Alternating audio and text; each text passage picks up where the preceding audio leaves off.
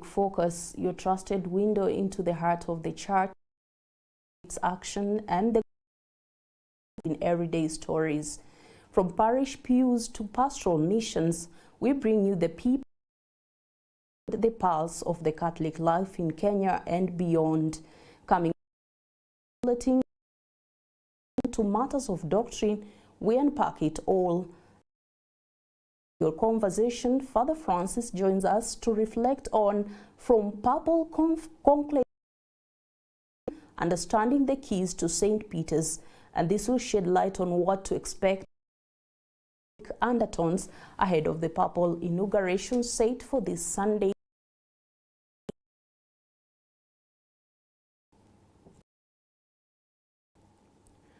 A cloud hangs over the University of Nairobi. Members and a senior arrested today morning over alleged abuse of office. The Anti-Corruption Commission has confirmed the arrest of Council Anangwe, Council members Karen Omwe Abdullahi along with the university. The arrests follow investigations into alleged irregularities in the university's management.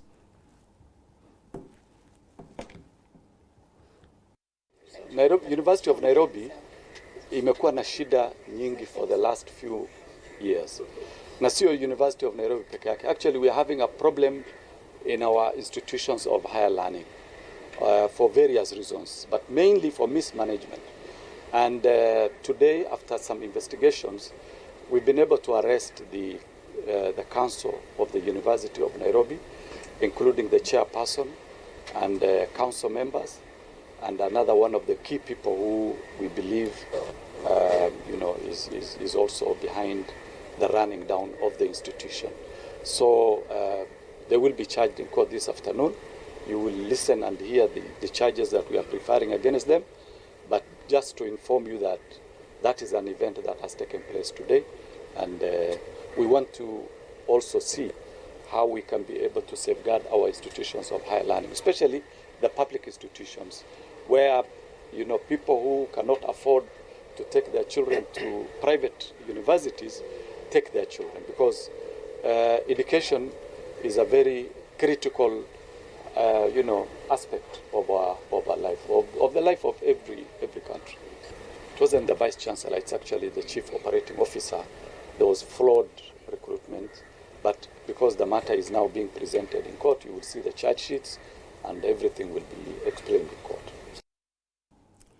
Moving forward is that a wave of fear and confusion has gripped St. Clair Busulwa Primary School in Shinyalu constituency, Kakamega County, where more than 10 pupils have mysteriously collapsed. The unexplained incidents have left the community shaken, with some parents pointing to possible witchcraft and calling for spiritual intervention through prayers. Here is Deborah Mwania with that story from Shinyalu. Panic has gripped St. Clair Busulwa Primary School after over 10 students collapsed under mysterious circumstances. Some parents claim their children started mentioning names of certain villagers suspected of engaging in witchcraft just before losing consciousness. Tumekuwa na tatizo katika shule ya kwamba watoto wanaanguka wakinyongwa na vitu, wakianguka chini wakizirai. Hatujui ni vitu gani, tunaambiwa na makini. Hatujaona makini yenyewe, lakini wanasema ni makini. Na watoto wako na shida, watoto wanasumbukana. Shule yetu ya Busulwa ilikuwa shule mzuri, lakini maneno ya watoto kuitaita watu washosho ni kama wamewaingiza kwa minata, na watoto wana affect wengine. Juu jana walianza Thursday, Friday ndio hiyo, leo ndio hiyo. Tunaona huzuni sana. Yes. Watoto wanaanguka chini wakisirai. Yes. Sasa hatujui nini yenye inaendelea kwa hii shule. Yes. Yeah. Tunaomba wahisani wote ambao wanajua kuomba wakuje kwa hii shule yetu. Watoto wasomi, tunashindwa ni nini inaendelea kwa hii shule. Tunauliza walimu nini inafanyika kwa hii shule. Watu waambie, wanasema tu watoto wanaanguka Watoto wanasijua naona nini. Beyond the spiritual concerns, parents are now calling on the government to intervene and help them find lasting solutions to the fear that has gripped the school, saying their children are no longer able to focus on their studies. Kunataka watoto wasome, wamalize shule, wakimaliza wasaidie hata sisi wa mama. Tunatoa watoto kwa shule. Watoto wamefika kwa barabara, watoto wanaanza kuanguka, watoto wanasima. Sasa tufanye namna gani? Watoto wanasima, tufanye namna gani? In response, religious leaders from various churches have been invited to conduct prayer sessions at the school. Recently, a holy mass was presided over by one of the priests in the parishes, which the parents continue to urge for more prayers in order for the situation to calm down. Misa imeisha, watoto wamefika barabarani, baada ya faza kuenda, watoto wameanza kulia tena wakianguka. Chameni serikali, tutafanyaje watoto? Na faza ameenda. Tutawaombea ama tena tuitisha faza. Kila kanisa ikuje hapa tupika makoti, tuombe tujue shule ya Busulu iko namna gani. Watoto kuzimazima na kutacha wamama ambao, wamama tukitaka tuwachukulie ujumu. Juu watoto wengi wanatacha washosho. Na tunaomba muombaji yeyote ambaye hako kwa hii nchi ya Kenya ama kaunti ya Kakamega akuje kwa hii shule yetu atuombe watoto waendelee na masomo. Efforts to reach the local education authorities were unsuccessful as the area's education officer was said to be away on official duties in Kisumu County. Reporting for Capuchin TV Catholic Focus, my name is Deborah Mwania.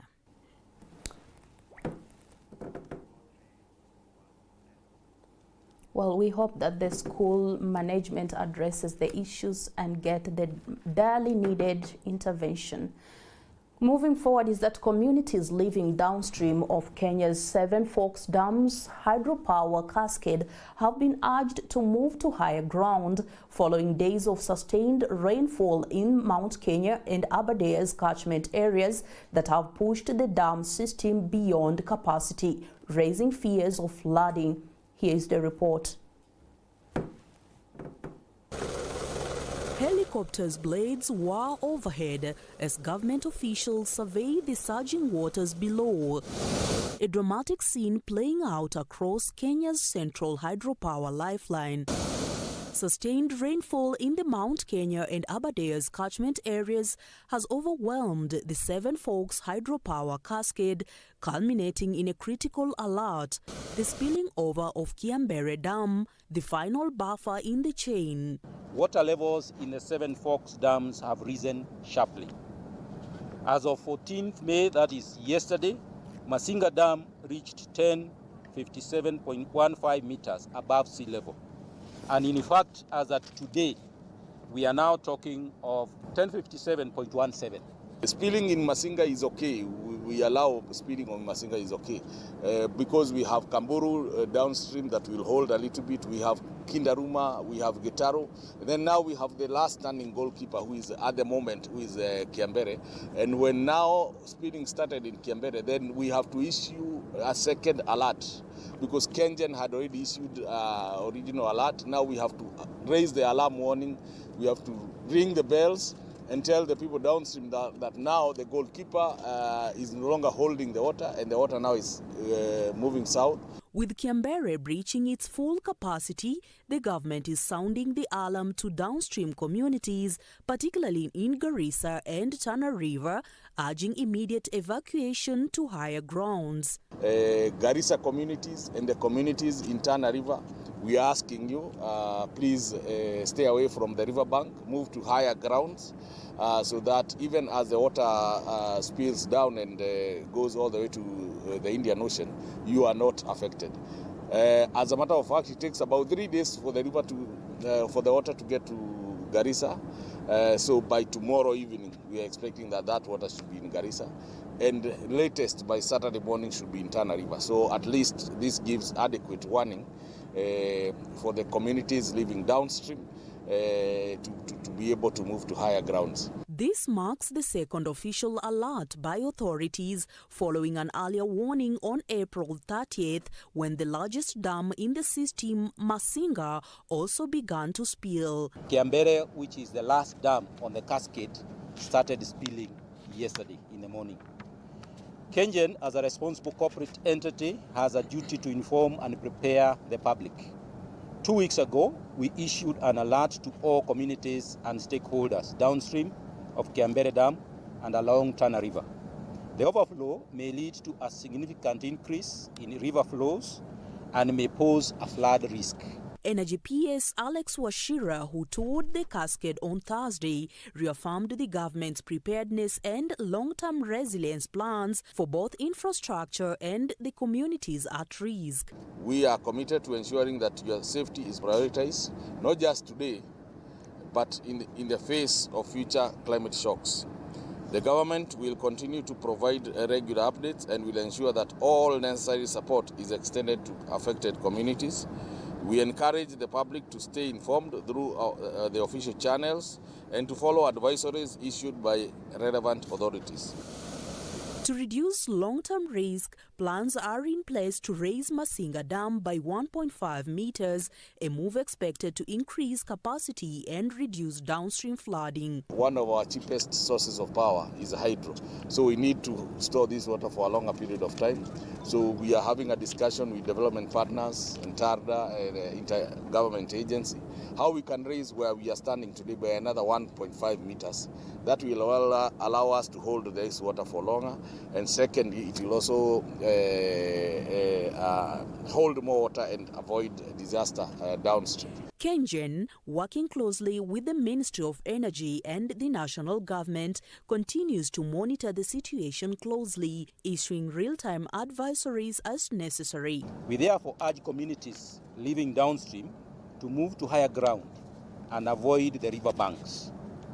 KenGen is continuously monitoring the situation and working closely with the Ministry of Energy and Petroleum, represented by our PS, as well as national county governments, disaster management teams, to ensure timely communication and safety for all affected communities. Authorities have reassured the public that the dams remain structurally sound. The dam is safe.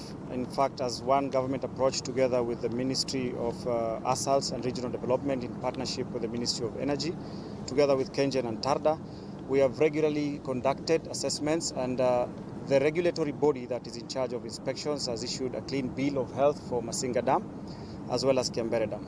I want to assure you that this spillage is a safety mechanism, it's not a risk, it's a design element of the dams to ensure safety of the dam and the communities downstream in terms of regulating flow. Finally, you realize only a power dam, but is a dam that is a source of water for residents of Mwingi, Kitui, and many other communities downstream. You may notice that this year's spillage, the water is a bit clearer, as opposed to last year when the water was a bit brown. That's an effect of sedimentation. That speaks to the government efforts that have been done upstream in terms of conservation and prevention of soil erosion. As nature asserts its force, the government's call is clear. Heed the warnings. Seek safety and trust in the ongoing efforts to build resilience for today and the seasons ahead. Interior Cabinet Secretary Kipchumba Murkomen has raised the red flag over escalating insecurity in Isiolo County, now emerging as a critical flashpoint in Kenya's war against crime. From rampant banditry to a growing drug and human trafficking crisis, the region has become a corridor of concern for national security agencies. Murkomen, who is spearheading a inspection tour in the region, says the government is doubling down on the Ondoa Jangili operation, an aggressive push to dismantle criminal networks and Here is the report by our very own Arbe Bonai. Interior Cabinet Secretary Kipchumba Murkomen is sounding the alarm of security situation in Isiolo County, a region he now described as a nexus of multiple criminal activities. That operation involves disarmament. The ongoing operation has led to confiscation of 58 guns in the last 1 year, and as you can see, some of the guns are here displayed here, some of the ammunitions are here, some have already been forwarded to Nairobi for onward transmission for destruction. Through the government ongoing multiple agency crackdown DAP, Ndoa Jangili, at least 58 illegal firearms have been recovered alongside large consignment of cannabis, heroin and other drugs. Murkomen said a number of suspects have been also apprehended. A lot has been done. A number of suspects have been arrested. A lot of drugs have been confiscated, which includes cannabis sativa and also heroin, among others. There is also a general abuse of otherwise legal drugs that are medicinal in nature that are also being misused here in this very area. If you go around this town, you will realize so many young people who are badly affected by use of drugs. The interior CS is now blaming Kenya's porous northern border for fueling the crisis, allowing free movement of armed groups, drugs and smuggled persons from neighboring countries. Our biggest challenge as a country is our porous border, and the closer the county is to the border, the more the guns are available because of this proliferation of small arms. Even as we do the operations, we are alive to the fact that until we cover most of our border points across, we will continue having the challenge of criminals trafficking or proliferating or transporting.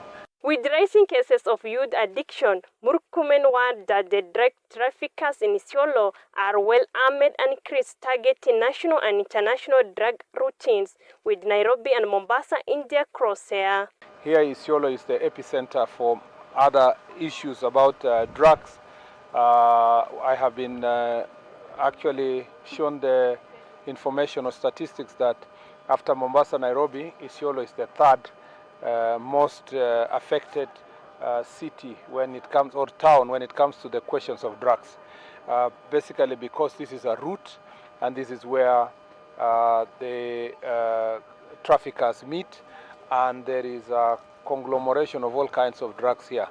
The government said it will intensify disarmament and arrest operation under Ondoa Jangili and Furusha Walifu. This is an issue that we have been focusing on together with human trafficking. As you know, in Operation Ondoa Jangili, Furusha Walifu from this area has been focusing on these issues to make sure that we arrest and deal with the drug traffickers. With a renewed focus on breaking drug cartels and human smuggling network in northern. Some targeting our to get to Nairobi, to get to Mombasa, and also international ferrying of these drugs through our international airports.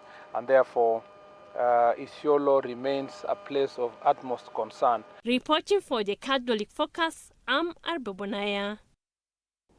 Thank you, Arbe Bonaya. Moving forward is that the government is taking a bold step to reform organ donation and transplant laws in Kenya amid rising demand and growing fears of illegal practices. Health Cabinet Secretary Aden Duale says new safeguards are being put in place to ensure patient safety and ethical standards. Our reporter David Kiprotich has the details from the Kenyatta University Teaching, Referral and Research Hospital, where a major milestone in kidney transplantation was recently achieved. In a bold declaration from the corridors of Kenya's top referral hospital, Health Cabinet Secretary Aden Duale is calling for a watertight regulatory framework to oversee organ donation and transplants in the country, a sector increasingly under the shadow of ethical concerns and organ trafficking. Duale, speaking during a tour of the Kenyatta University Teaching, Referral and Research Hospital, lauded the facility for successfully carrying out its first kidney transplant, a feat that places it among elite national institutions capable of complex, life-saving procedures. Today I wish to acknowledge an important milestone in this hospital's journey, the successful completion of the first kidney transplant, which is a major achievement, not just for this institution, but for our entire healthcare system.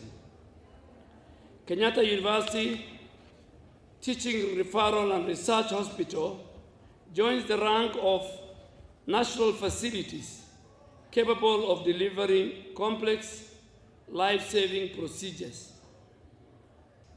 Don't go to those facilities that are under investigations. Go to the right facilities, and if we do more kidney transplant, then we will reduce more of the dialysis procedures that we do in our public health and private health institutions. The CS noted that the Ministry of Health is actively reviewing existing laws to fortify the sector against exploitation, while urging Kenyans to seek transplant services only at accredited centers. And we must bring back the hope, the trust, the confidence the people of Kenya should have in their healthcare system, that never again Kenyans will be treated by quacks, that never again Kenyans will be given counterfeit and fake drugs, and never again will Kenyans bear the full burden of their health care of their loved ones. Critical services within our health sector will be funded. The CS further addressed a pressing public health concern, a nationwide shortage of key childhood vaccines such as BCG and polio. Duale reassured parents that the ministry is working with UNICEF to resolve the supply gaps, noting that the outreach efforts are underway to reach children who may have missed essential immunizations.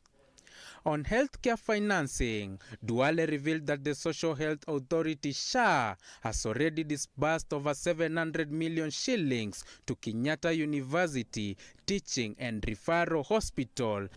Critical services within our health sector will be funded, vaccines are available, and this facility, the only 2 vaccines that I have a problem with is BCG and polio.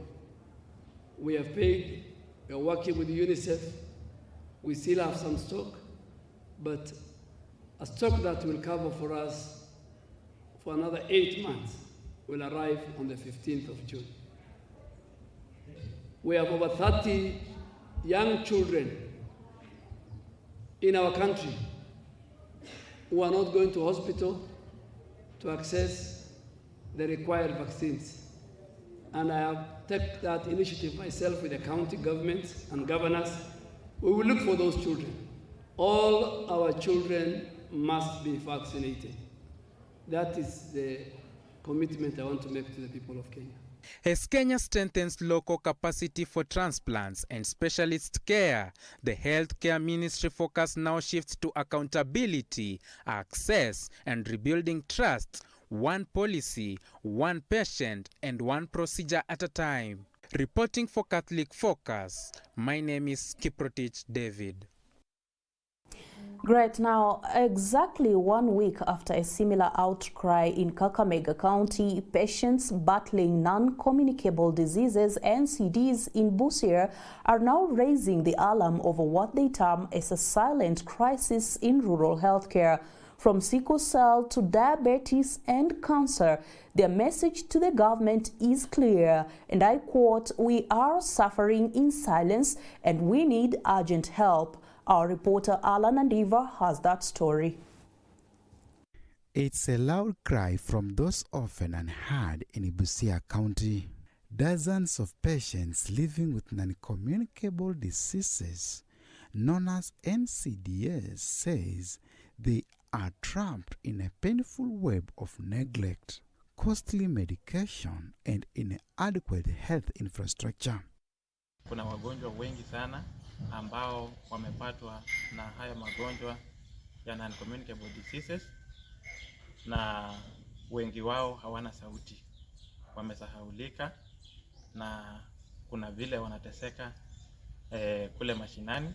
Tungependa kuomba serikali kwamba wagonjwa hawa especially kuna hawa ambao wako na sickle cell, kuna hawa ambao wako na diabetes, kuna wale ambao wako na cancer na magonjwa mengi ambayo yako kwa hiyo bracket, kwa sababu utakuta kwamba mgonjwa amezidiwa, anahisi uchungu, akienda kwenye dispensary ya karibu ama kwenye sub-county hospital anaambiwa kwamba aelekee kwa county hospital ndio aweze kupata services. Felix Wanga, who leads a local support group, says for many like him, the struggle begins right at the grassroots, where rural disappearances often lacks the equipment or medicine to handle NCD cases.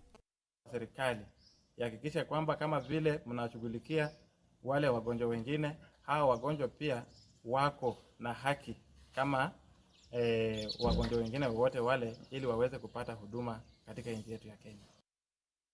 At the center of the frustration is the new Social Health Authority, SHA, which replaced the NHIF scheme. Patient says the new framework is riddled with bureaucracy and unaffordable co-payments. Watu ambao wako na ugonjwa wa NCD. Kitambo tulikuwa tunatumia NHIF. NHIF ilikuwa inasaidia sana. So nilikuwa naomba the government kama inaweza increase that level ya SHA ikuwe kama ile NHIF venye ilikuwa kitambo. Sasa hiyo ukiangalia kuna watoto wengi wako nyumbani wenye wako na ugonjwa wa selimundu. Hawawezi enda kutibiwa kwa sababu mtu anaambiwa kwamba lazima aanzie level 1 ama level 2. Lakini anapoenda level 1 ama level 2 hiyo hatapata huduma ya haraka kwa sababu hakuna hayo matibabu ambayo wanasema anzie hapo. So inabidi mtu aende like level 3 ama level 4.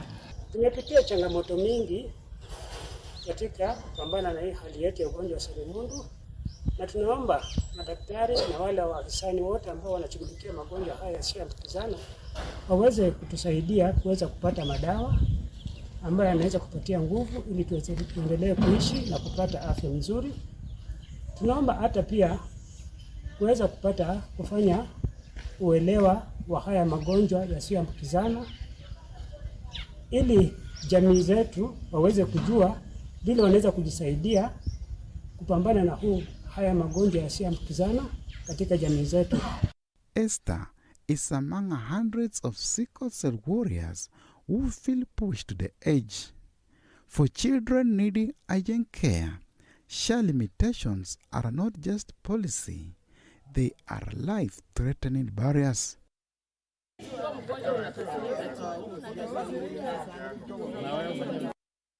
In rural hospitals like Holy Family Nangina in Samia, patients say they can only get treatment under SHA up to a point beyond which families must dig deep into their pockets. Na ukienda kama level 4, ukienda kama huko kwetu Samia, tuko pale na hospitali inaitwa Holy Family Nangina.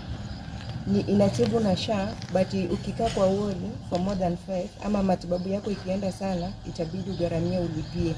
Inaitwa co-payment. So ukiangalia kama sisi watu ambao tuko na ugonjwa wa NCD, ukiangalia like umeenda leo umetibiwa ama hii wiki umetibiwa, next week umeenda ama next month umeenda, lakini wanakuambia kwamba lazima ulipe hiyo co-payment. Unashindwa like hii pesa mimi natoa wapi? So naomba tu serikali kama inaweza zingatia hiyo mambo ya SHA, irudi yani kidogo atusaidie kidogo, watakuwa wametusaidia sana kwa sababu tunahitaji kusonga hatua nyingine.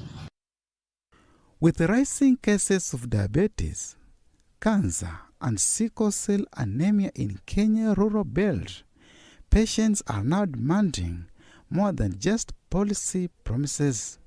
They want action, equipment, drugs, accessible care, and health insurance scheme that works. From Busia County, the message is echoing across Western Kenya, a call for dignity, equality, and healthcare system that leaves no one behind. Reporting for the Catholic Focus, I'm Alan Andiva.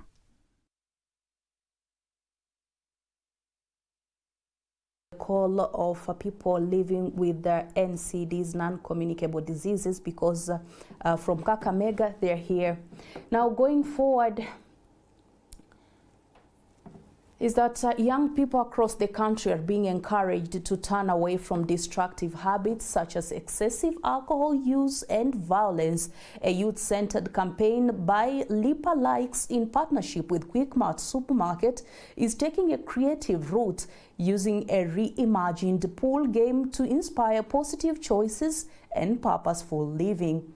Here's Deborah Mwania with that story. A strong call is being made to the youth to distance themselves from choices that may endanger their future, including alcoholism and violent confrontations, with the message being such paths will ultimately leave scars on their lives. Usikreki, meaning usikreki kichwa, crack it, come and play our game. Distress, come and put your life out here. We'll speak to you guys in a good language. We'll speak to you in an amazing way where you can actually understand, in a fun way as well. As Quickmart, we are excited about this program because it engages the youth directly. We are passionate about the youth.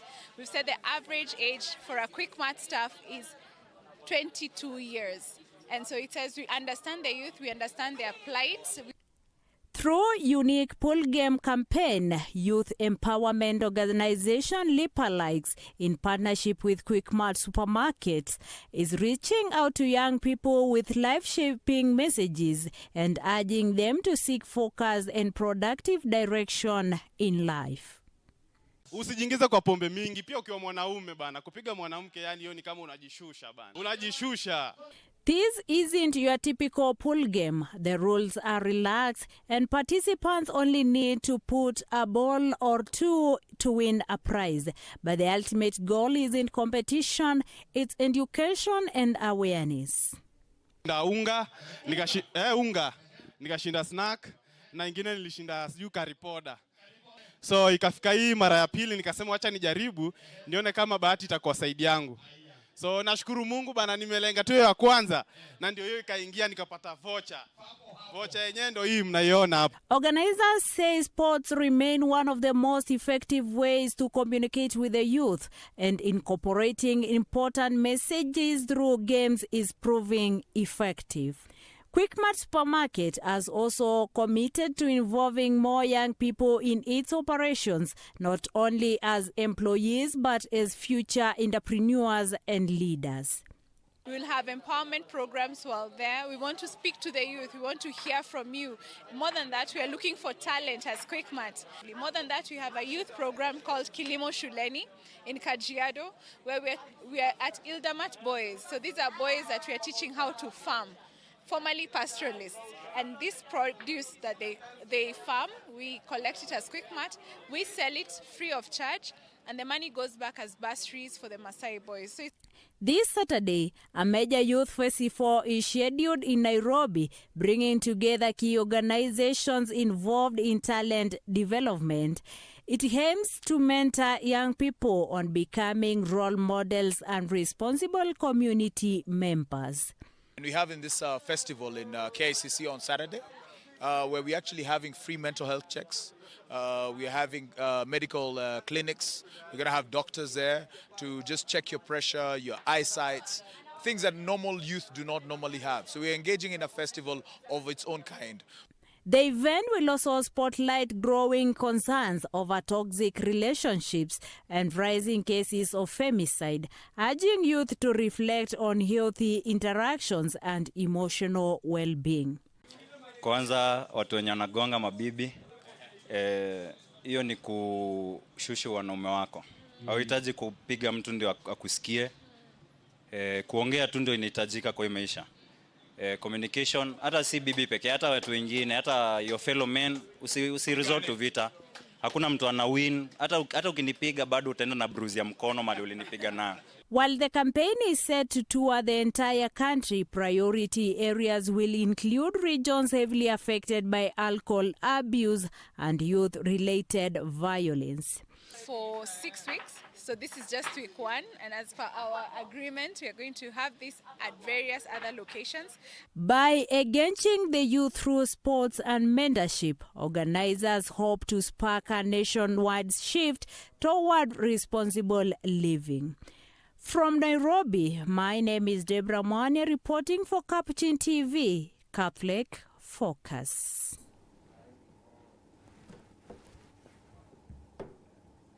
And that story right there by Deborah Mwane marks it, wraps up our bulletin. That's it for the edition of Catholic Focus. As the Universal Church looks toward the papal inauguration this Sunday, may we all be reminded of the sacred weight of leadership and unity at the helm of faith. I'm Sasha Elizabeth with Ken Mwangi as the sign language interpreter. Don't forget to watch our segment that will be coming up next, from Papal Conclave to Inauguration, Understanding the Keys of St. Peter's with Father Francis. Until next time, stay anchored in faith and purpose.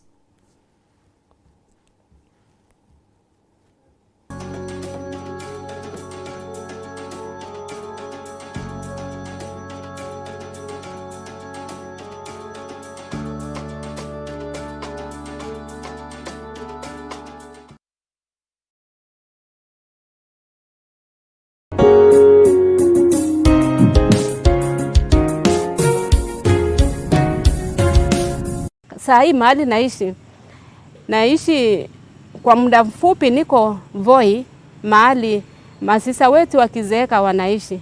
Na kila Jumapili, hata tumeenda misa, tumemaliza misa saa 4 hivi, Jumapili unasikia tuwekee Capuchin TV, tuwekee, tunataka kuona leo wanasoma misa wapi. Wawekee Capuchin TV, kitambulisho chao Katoliki.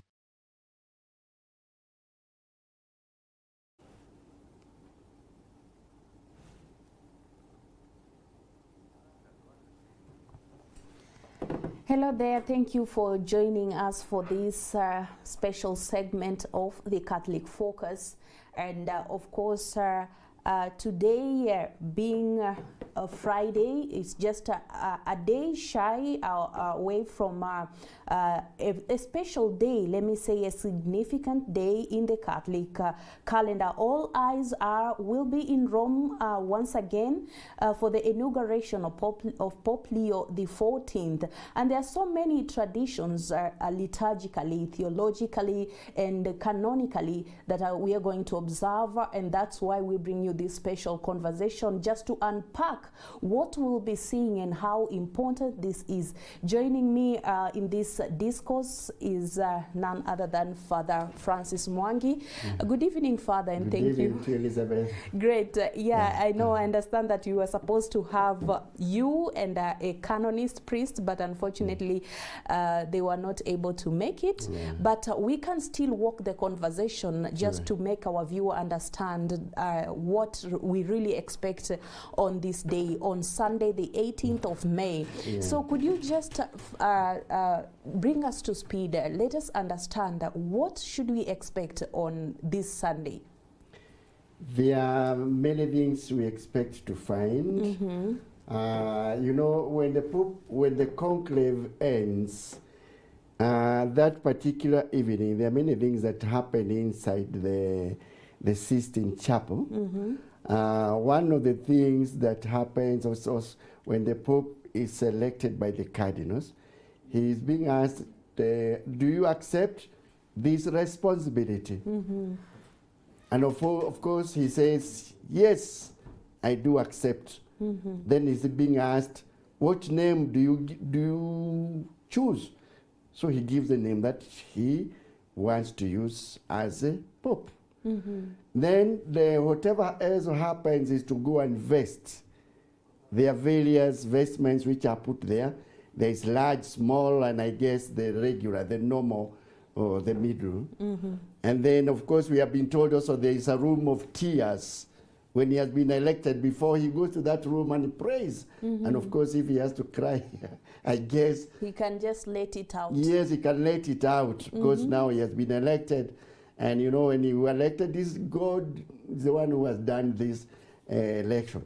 So from there now, inside there, then the people are informed about the new Pope. There is Habemus Papam. So the people keep on waiting. You saw we waited for quite a while, almost maybe half an hour, for the Pope to appear on the balcony. Understand that time, the cardinals, they go to pledge, I don't know what you call it, to pledge their loyalty, but to the newly elected Pope to say, it's like pledge of loyalty, of obedience. So how is this done? I guess you go there, you greet him, that's all. You just kneel down. The fact that you are kneeling down before him and greeting him, it is a sort of, yeah, I obey. You are going. I'm going to do what you are going to tell us. I am here for you, okay, for God, but you, as a representative of Christ, I am there. Then from there is when now the Pope appears is introduced officially to the people, the balcony, and then he gives a few words, then the blessing to the city and to the world. Now from the moment he says, I accept, now he is a Pope. So now when he appears there, when he is now giving the blessing to the city and to the world, he's now being introduced officially to the whole world. This is the new Pope. And this is a name he has, already somebody had given. Now, after that, they are about a week or maybe 2 weeks, depending, whereby now there is what we call inauguration, as you rightly put it in the beginning of your introduction. So that is the Sunday that there is a Holy Mass, and during the Holy Mass, that is when now there are a few things that are done to the Pope. To take you back to maybe 858 AD. 858 AD. How was it done back then? It was what we call coronation. Oh, okay. So coronation is what is done to a king or to a queen, whereby you are, there is a big chair. They used to have a big chair. You are sat on that chair big, and which was being carried by strong men. Big chair. Then you are there. Then there was what we call tiara. Tiara was a big crown. It's like a kofia, but here is a kofia tiara. And then it had a long tail, which was being carried by men. You are on the throne, but then there are men also carrying, holding it long. I don't know how many meters. So that was a coronation. It was to take hours. And the last Pope who used it was Pope Paul VI. In 1963. Yes, there's some, I think, some old footage of Pope Paul VI being on YouTube. Yes, when he was being, during the coronation. It was just like, he was, honestly, he was like a king, earthly king. Okay, he had some biblical and all that, the Pope, what. The connotations. Yes. And what really necessitated the transition from this, let me say, royalty-like celebration to what we are supposed to observe currently? Now, I think what happened, Pope, during the Vatican II, probably they discussed it and they saw it was too temporal, it was too earthly. It was no difference between now the king and the Pope.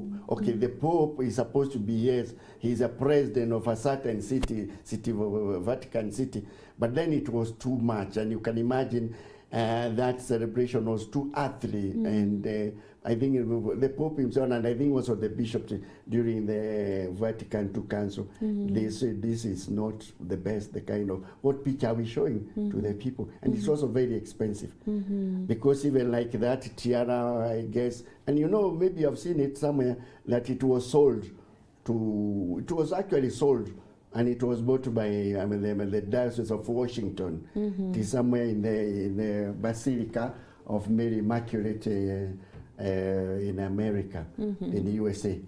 So that is what was happening. Now, you asked me what we expect this Sunday. This Sunday, I think from coronation, we came to inauguration.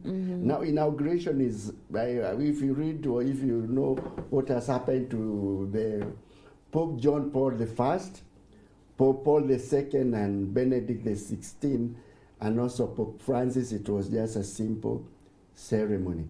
But more or less, we expect, first of all, the new Pope will go to the Basilica of St. Peter. He'll go to the tombs underground, you know, and going to the tomb where Peter was killed, there is now the connection with the apostolic continuation. So going to the tomb, to the graves there is really the connection. Then the cardinals will also gather around St. Peter inside the basilica for a procession. And during the procession, there are cardinals who will be carrying something called, is a mitre. It's something like, is the mitre. We don't call it tiara. Tiara was that kofia with all that back, long tail. But now they only carry the mitre, special mitre for the Pope, the new Pope. There is what we call pallium. Pallium is a special, like stole, but something special which covers the front and the back. And you have seen it being with the archbishops. Yes. The archbishops. And it has 5, I don't know what you call them.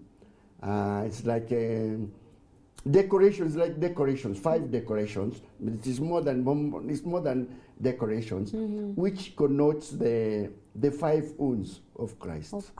Yeah, the 2 on the hands, and then also the 2 feet, and the one on the lungs, the one when he was pierced. So that it has those 5 maridadio decorations. So, and then the fisherman's ring. So they will be carried from the basilica on a procession together with the cardinals and the bishops and maybe the deacon. When they reach the altar at the square, so the mass will be at the square. And there at the square, during the Holy Mass, at a certain point, probably before the homily, now the bishop will, the Pope Leo will be invested, you know, with the mitre. And the mitre actually is, the meaning of the mitre is like he's a leader.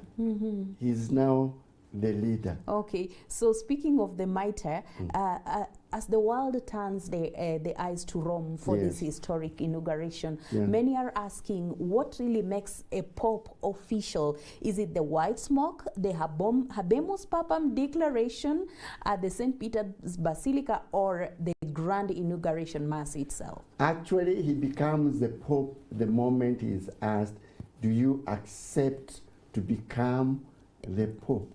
And he says yes, and from that moment he is the supreme pontiff. That is that is Canon 332. It says with the moment he accepts, first of all, he's elected according to the law. So if there are 2 things, he's elected by the cardinals in an ordinary way, and then he's asked the question, do you accept to become the Pope? And the moment he says yes, he's now the Pope. The other one, I guess, is just solemn to the public. You know, now these are the tools of work. You know, Elizabeth, it's like when we are being ordained. During ordination, you know, there is the prayer, or there is the lying on the ground. Then there is a bishop laying of hands, and then the anointing, all the other come. But the moment of the laying of hands and the prayer of consecration or the prayer of ordination. Already before even you are invested, you're already a deacon or a priest. So it is the same. The moment he accepts to be the Pope, he becomes the Pope. So the other one actually is maybe is just now publicly, officially, this is it. Yes. And then we have, let's now delve a little bit, understand about the symbolic meaning. You spoke about the tools of power. How do we make of the fisherman's ring? We understand that when the Pope dies, it has to be destroyed. Yes. So what does it symbolize, and why should the new Pope have it? The ring of the fisherman actually is a sign that now it's like the what do you call it? You see, when a bishop is being ordained a bishop, he has what we call the coat of arms. That this is my coat of arms, and it has the it has the bishops. You see, depending from one bishop to another. So even this one, the one the Pope wears is like the rubber stamp. That is his power. So that is used like this is the when it's like signature. So it is used as the signature. So before it used to, the one they used to put in all the letters, that is the one he used to stamp the document. But I guess these days he can also use the pen. But that one is his unique sign of his authority, and nobody else can use it. So that one is his, and that's why it signs the official documents, and you cannot forge it. That's why it is normally when he dies, the Kamalengo destroys it immediately, so that nobody else can forge documents or use the power to show there is no Pope. Now when he's inaugurated, now we have a Pope, and there are going to be documents which are going to be signed by him, sign of authority. Yes. In the case of resignation, let me say, like the case of Pope Benedict XVI, is it also destroyed, or what happens?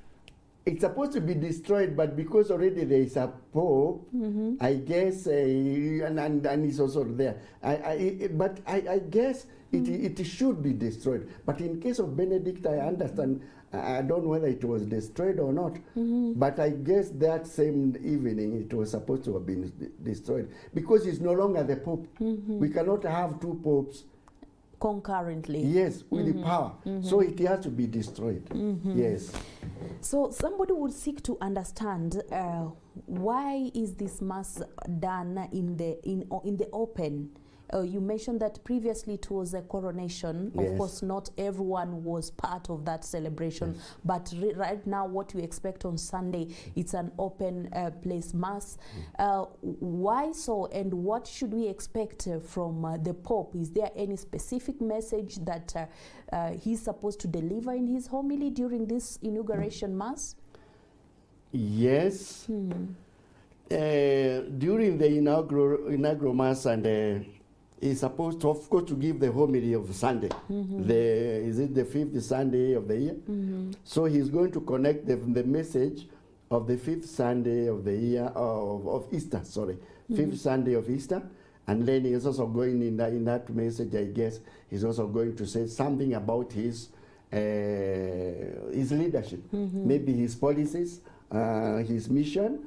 I guess, like he's going also to give his inaugural speech, or you can call it inaugural speech, but what we should expect from him.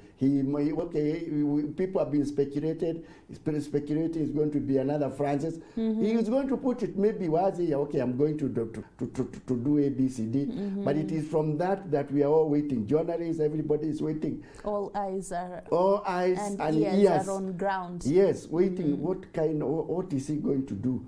What kind of person is this going to be? Is he going to be like Francis? Is he going to be Orthodox? Is he going to be conservative? Is he going to be liberal? Because from his speech, something we can put two and two to know what exactly is going to be. Absolutely. We've already spoken about the symbols that are at the center of this celebration. The fisherman's ring, the pallium, and then we have the chair of Peter. Could you just shed some light on that? The chair. The chair of Peter is normally inside the basilica, so it's never brought to the square. But I guess when he goes inside, but it is only there symbolic. So the chair is going to be there, is still there with the statue of St. Peter, because it is from on the big altar at the basilica. So there is that chair, and you remember there is also a feast that we normally have in the course of the year where we say the chair of Peter. So that this chair symbolizes the powers, the keys that Peter was given. And this chair, we have somebody sitting on it. He might not sit on it literally, but there is also another chair that he normally sits when he's there for the mass. It signifies the authority of the Pope and the connection between Peter, the chair, the keys that Peter was given, that there is a continuation between that Peter and the present Peter, who is now Pope Leo XIV. Thank you, Father Francis. The spiritual and pastoral meaning of this papal inauguration, what really are the undertones of the celebration? What should Christians make of it? The Christians should see the unity, that is number one, the unity of the church. That we have the successor of Peter. He is the one in charge spiritually for the leader of the Catholic Church, and we should all listen to what he is going to tell us. The other day we said we have one of the things we have to do is to pray for him. He is our Pope. And also, Elizabeth, also there is something also we have to speak about during the inauguration. We are going to see some people. We spoke about the cardinals pledging loyalty or obedience. On Sunday, we also expect, and I think we expect to see cardinals, 3 cardinals coming to represent other cardinals. The cardinal representing the deacons, cardinals, the cardinal representing the cardinal priest, and also the cardinal representing the cardinal, there are 3 kinds of cardinals. So 3 of them will come to represent the other cardinals when people are saying. We are going to see a bishop. I don't know who the bishop is, but he's also going to come to greet the Pope and also to represent other bishops all over the world. We are going to see a religious brother. We are going to see a religious nun. We are going to see a couple. I don't know who the couple from where. We are going to see young people, a young lady and a young boy. They are also going to represent the entire young people. So you see now that already represents the church from the top to bottom. And it shows now that they are also from different continents. You see Rome has so many people. Already they have been brought, they are already in Rome from all those people.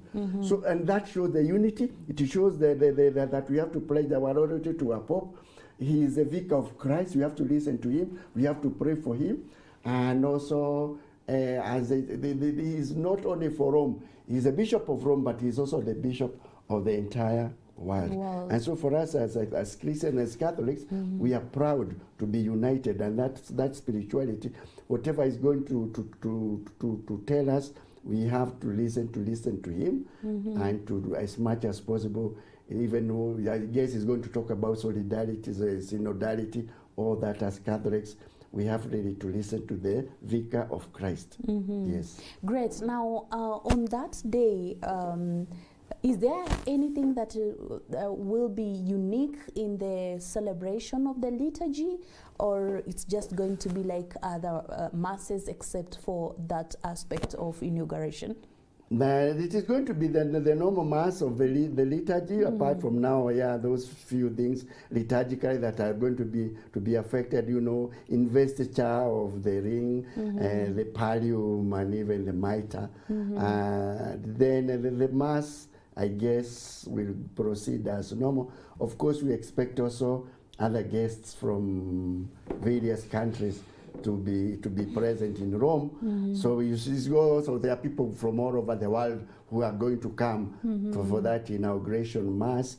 So that can also make a big difference. And people are Rome is expecting thousands and thousands of people to come and participate, because it's historical. Absolutely. Even for to you and to me, it's historical. Exactly. So and we shall. I hope people will go for mass. They will not be glued to their TV, but they will be repeated so that people will see. Because we shall be saying, "I saw it."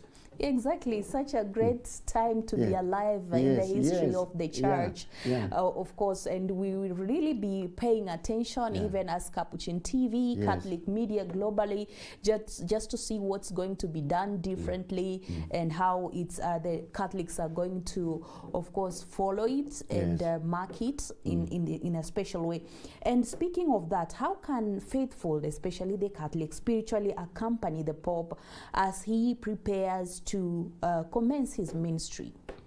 As I said earlier, the biggest thing we can do as Catholics and as Christians is just to put the Pope in our prayers. We have to kneel down. This is not an easy job. It's a tough apostolate for our Pope, and we have really to journey with him, to pray for him, to ask the Holy Spirit to guide him, so that as he's guiding us, we as a flock, he also needs that strength. He needs really, he's carrying a lot of heavy load on his shoulders. And we have to promise the Pope that we are going to pray for him. And I don't think there's any other gift that we can give to the Pope apart from prayers and also obedience to him. There are people who are going to stand for us, but we have to really, sometimes when people disobey and do things according to whatever they want, it gives the Pope a headache. And we don't know, but I have already seen some people, when people are criticizing and doing things which are not right, it is also when there is a war in other places. So we should pray for peace. So that, because when there is a war, the Pope is always following. He is talking to leaders. So we have really to preach peace, to pray for the Pope, so that the burden can be a bit light. We should not add more burden to what he already has. We should reduce the burden. Oh, great. There are questions about who is going to celebrate or con-celebrate the inauguration mass. Of course, the language, from my personal experience at St. Peter's Basilica, particularly on the papal audience and some activities, there are so many languages that are spoken during such events. And of course, translations done in English, and the main one being Italian. So I don't know what really determines if in this inauguration the main language of communication will be Italian, and who are going to be part of the celebrations. Not to be part of the celebration. You see, most of the cardinals have not gone back home since the conclave commenced. I think they were persuaded, but others have gone back. I saw the one of Jerusalem, he has gone back, others have also gone back. But there are still a couple of them, a number of them who remain. So they will be celebrating. There are those cardinals who work there at the Vatican, and there are many of them who are presidents or they're in charge of the curia there. So they'll also be there. Some bishops are also there. I'm sure even some bishops were invited. Maybe some of them will be there. About the language, the language that I guess will be used for the Mass is Italian and Latin. I guess for the Eucharistic prayer, probably Latin, but for the main Mass, it will be Italian. Italian, why? The Pope lives in Rome, and this is where, he's a bishop of Rome, and I guess, Italian has become one of the languages of the Diocese of Rome. He's also going to use a bit of Spanish. Spanish is being used in many countries today, among the Christian countries like United States, South America, and many other parts of the world. Even in some African countries, you find Spanish is being spoken. It has become one of the greatest languages, Spanish. I guess he will use, and he's so good in it. Having been a man in Peru, they were using Spanish. And I guess he's also going to use a bit of English. He might also use a bit of Portuguese. because of South America, there are some, like Brazil and some parts. So there are many languages which are going to be used. And I'm also guessing during the prayers of the faithful, listen carefully, there will be also a bit of Swahili. There might be a prayer in Kiswahili. Oh. Yes. Okay. We can bet. Yes. Sure. Yeah, there's going to be a prayer in Kiswahili. Because I saw the other day it was one prayer was in Kiswahili. And even now I guess it is going to be there.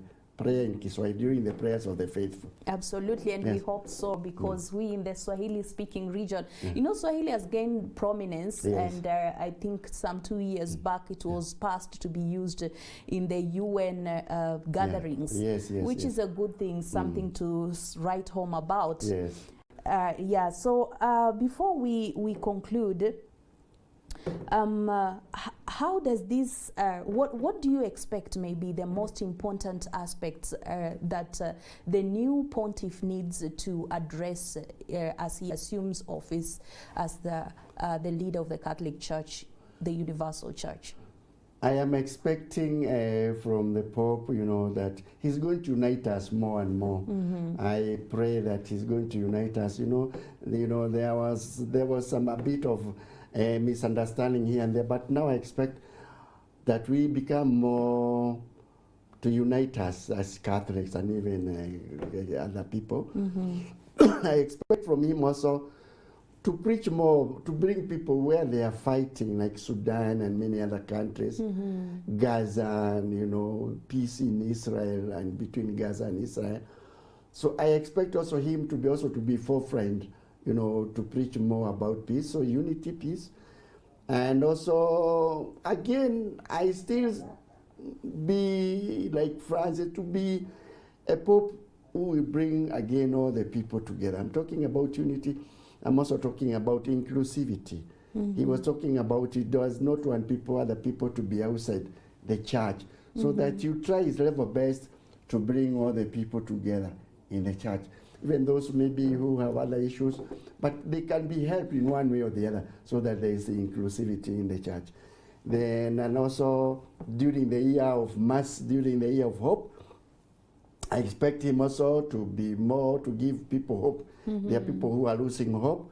So I guess, I suspect that he's also going to talk about, to stress more about the year of hope and prayer.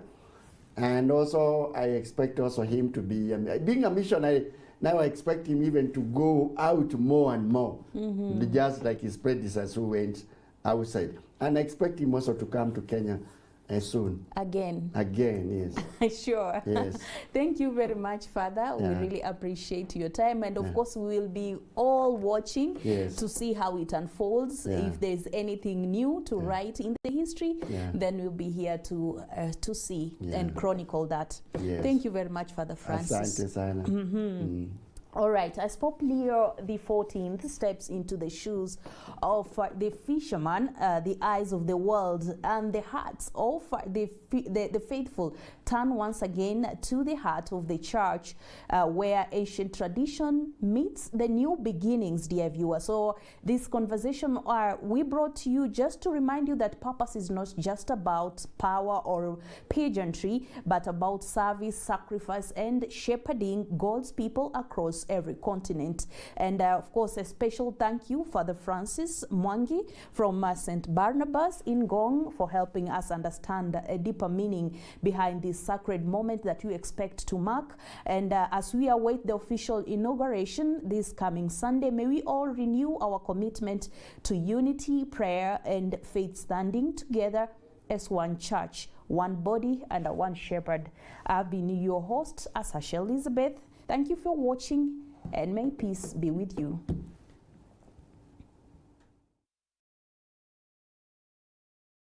Nairobi, and today we are having Catholic education.